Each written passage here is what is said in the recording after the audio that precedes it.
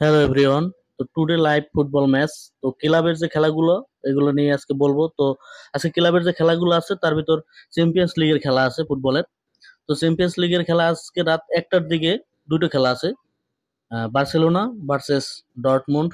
তো এইখানে কারা জিততে পারে এখানে প্রেডিকশন করা যায়, আমি মনে করি এখানে বার্সেলোনা এগিয়ে থাকবে। নিচে আর একটা আছে, সেটা হলো পিএসজি এবং অ্যাস্টন ভিলা। এখানে আমি অ্যাস্টন ভিলাকে এগিয়ে রাখবো, মানে এটা আমার মতামত। এখন আপনাদের মতামত থাকতে পারে, যেখানে আমি দুটো প্রেডিকশন করেছি, একটা হলো বার্সেলোনা আর নিচেরটা হচ্ছে অ্যাস্টন ভিলা। এখন আপনাদের কোনটা হইতে পারে আপনারা জানাতে পারেন কমেন্টের মাধ্যমে, যে আপনারা কোনটা আশা করেন এখানে কারা যেতে পারে। আমি এখানে দুটোতে আশাবাদী করতে পারি। আবার ফুটবল হচ্ছে অনিশ্চয়তার খেলা, এটা আপনারা জানেন। গত রাতের খেলার দিকে যদি আপনাদেরকে একটু দেখাই, গত রাতের দিকে দেখাইলে দেখেন এখানে আর্সেনাল এবং রিয়াল মাদ্রিদের খেলা ছিল। এখানে দেখেন রিয়াল মাদ্রিদ একদমই কিছুই করতে পারে নাই, 3 গোল হজম করছে। তো এখানে আসলে বলার কিছু থাকে না। এখানে আমি কিন্তু ধরে নিয়েছিলাম যে রিয়াল মাদ্রিদ এই জিতবে। যতই যাই হোক রিয়াল মাদ্রিদ আগানোই ছিল, কিন্তু দেখেন এখানে অনিশ্চয়তার খেলা, এই কারণেই বলি। তারপর বায়ার্ন মিউনিক এবং ইন্টার মিলান। তো এখানে আমি আসলে বায়ার্ন মিউনিখকেই ধরে নিয়েছিলাম, কারণ বায়ার্ন মিউনিখের নিজস্ব মাঠে খেলা হয়েছিল।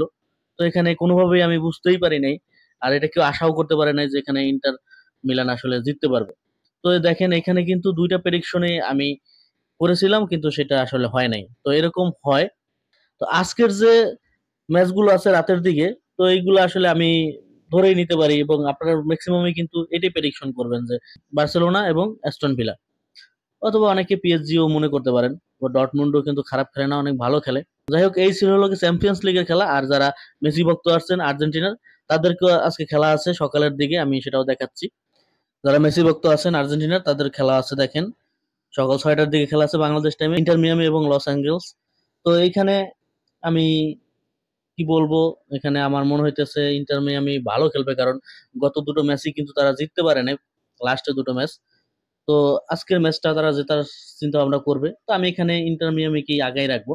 তারপরও ফুটবল অনিশ্চয়তার খেলা, এটা হতেই পারে। তো কমেন্টের মাধ্যমে জানাবেন আসলে আমার তিনটা প্রেডিকশন। অবশ্যই খেলার পরে তো আমরা জানতেই পারবো, তার আগে আপনারা কমেন্টের মাধ্যমে জানাবেন আসলে কারা এগিয়ে থাকবে। সবার কাছে এটাই থাকবে যে সবাই কমেন্টের মাধ্যমে জানাবেন আসলে কারা আগাই থাকতে পারে। তো সবাই ভালো থাকেন, দেখা হচ্ছে পরবর্তী আর একটা ভিডিওতে।